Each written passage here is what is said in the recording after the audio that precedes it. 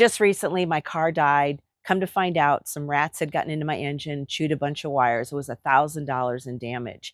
So found out the neighbors had the same issue. So all of a sudden, after 20 years of living here, the rats are here. So I needed to do something. I talked to the people at the automotive store. They said the only thing that really works well are these deterrents, these ultrasonic and light deterrents. I know there's some sprays you can get. Maybe they help for a time being, but they fade, and so you have to keep redoing it. I want something I don't have to worry about. So I got these. I got an extra one for the spouse's car, because if there's going to be some in mine, there'll probably be some in his. We're going to install these, show you how easy they are to install. There were a couple factors that went into this decision, because I noticed that some of these needed a power supply separate and beyond just being attached to a battery, and people are having to wire these cords into their car. I don't want anything that complicated. I wanted just to be able to wire this to the battery and forget about it. Follow along and let's see how easy they are to put in.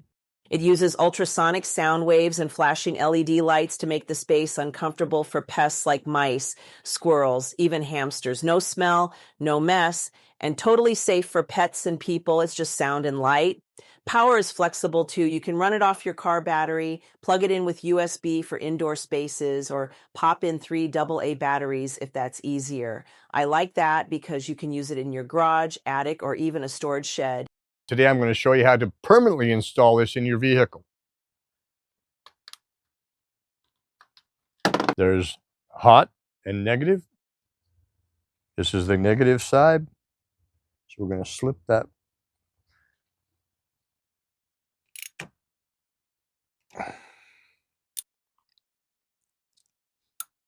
There we go. Be careful not to touch anything that's grounded with your wrench, because you'll arc. The unit runs for 30 seconds, so you don't need to worry about draining your battery. Then it shuts off for 2 minutes. And you can put it anywhere safe, anywhere that it's not going to be affected by the heat of the motor. So pick a nice spot away. You can go through this little area there. Come through here. We're going to want to turn the unit on and then press the bottom number here. You'll see it light up and flash. It's identifying everything. It's now working. It's now emitting a high frequency noise.